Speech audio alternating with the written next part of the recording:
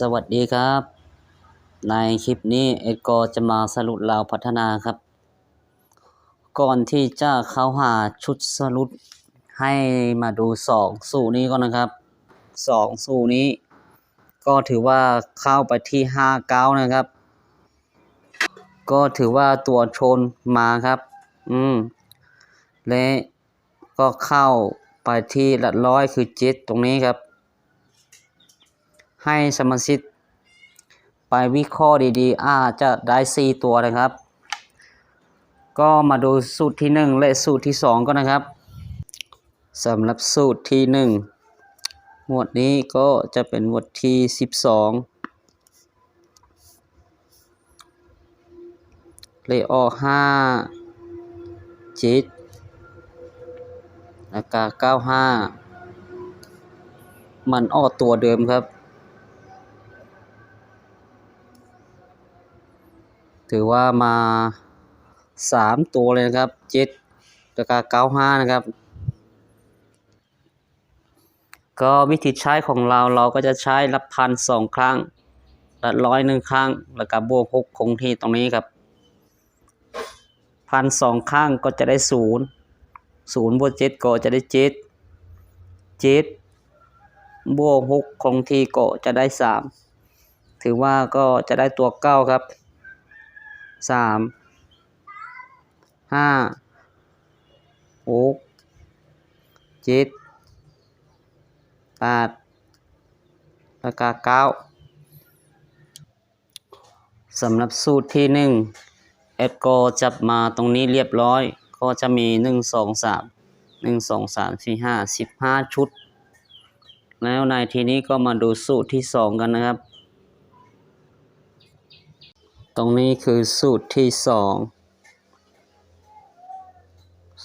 2เป็นงวดที่15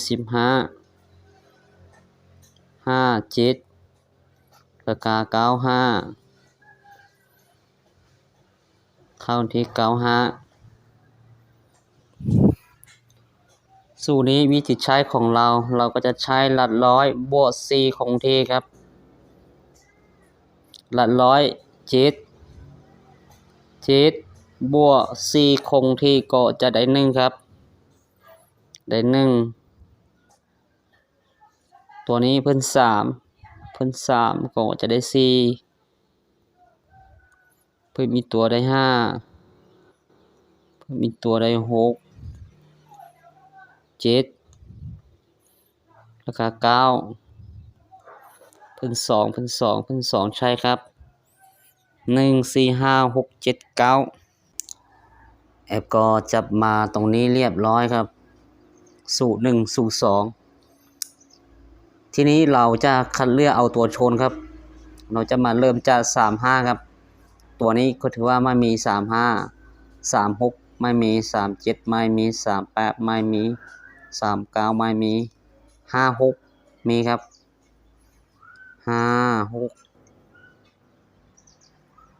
ตัวนี้56 57มีครับ57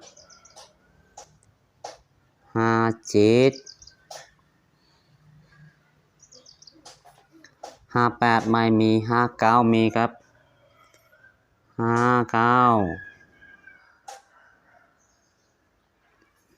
67มีครับ67 68ไม่มี69มีครับ69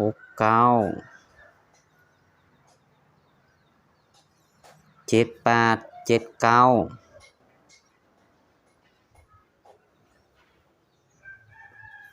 แล้วก็89ก็ถือว่าไม่มีครับก็จะมีประมาณนี้แล้วนะ1 2 3 4 5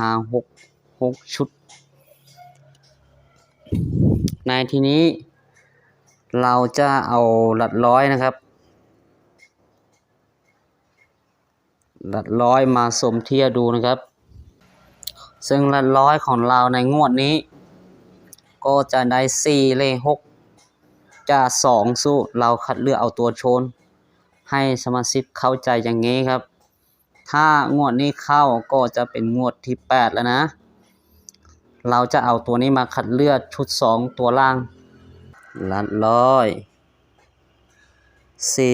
4เลข6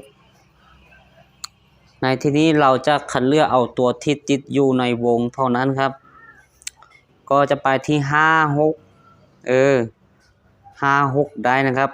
ก็เนื่องจากเรามาสังเกตตัวนี้ลัดร้อยหรือลัดน้อยล่างนะครับให้สมาชิกเข้าใจแบบนี้ครับก็จะดึงตัวนี้มาตรงนี้ครับที่5 6 5 7ก็ถือว่าลัดร้อยตัวนี้ไม่มี7หรือ5นะครับ5 9ก็ไม่ได้6 7ได้ครับตัวนี้6อยู่ในลัดร้อยก็ถือว่า7ก็จะเป็น7 6อย่างนี้นะครับวิธีคัดเลือกของเราเจ้าแบบนี้ครับ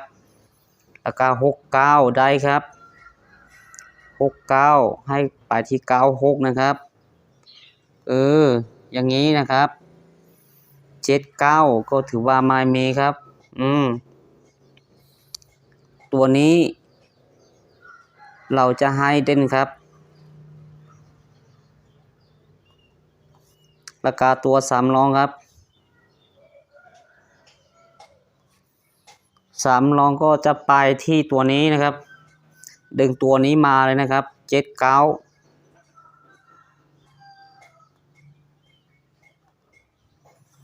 ราคา5 7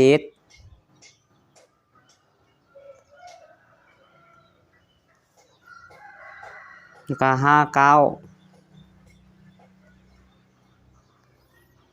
อย่างนี้นะครับ1 2 3 4 5 6ใช่ครับก็สรุปเลยนะครับในงวดนี้เราให้วิ่งบนครับ6เลข9นะครับ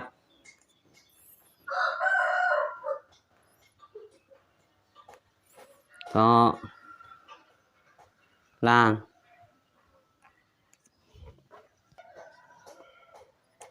5เลข6แบบนี้ครับ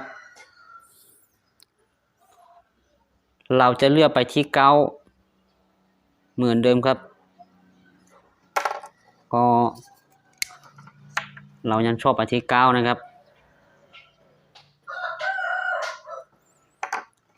สำหรับล่างก็ไปที่6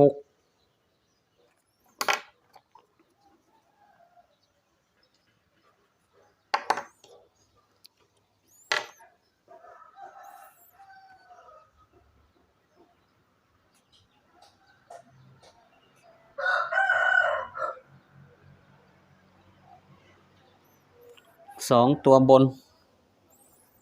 เราก็จะฟันไปที่6 3 2 9 9 3 1 7 1 8และ1 9ครับ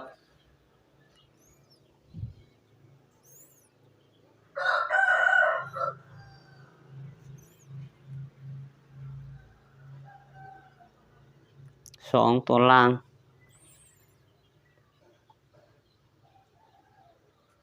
5 6 7 6 9 6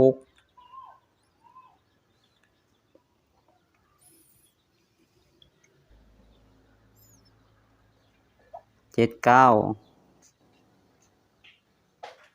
5 7และ9 5ครับถ้าจะให้เราเน้นเราก็จะเน้นไปคู่นี้ครับสำหรับบนนะครับ6 3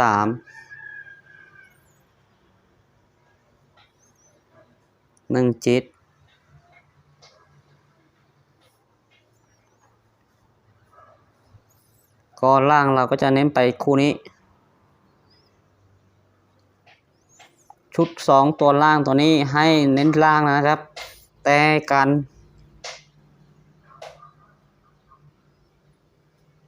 บนครับ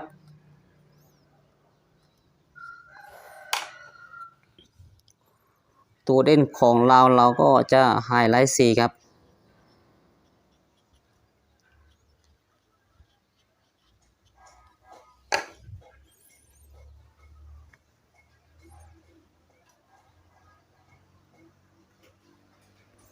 4ตัวจะเอาตัวนี้ประกอบกับชุดบนเราก็จะได้ชุด4ตัวนะครับ7 6 2 9 7 6 6 3 7 6 1 7 7 6 1 9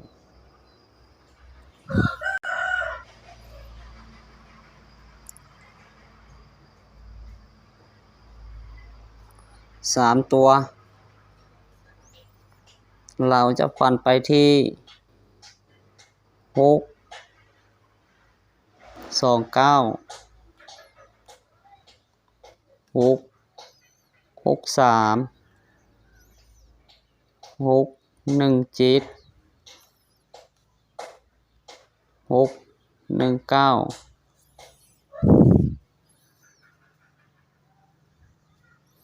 และ104เลข6เราฟันไปที่6นะครับ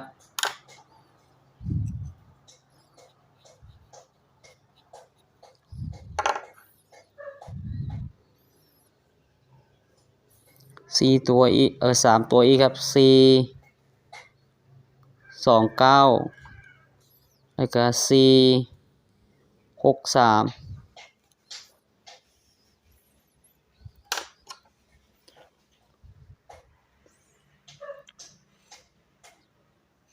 32ตัวล่างครับคลิปนี้ก็จะมีประมาณนี้ครับขอให้โชคดีครับ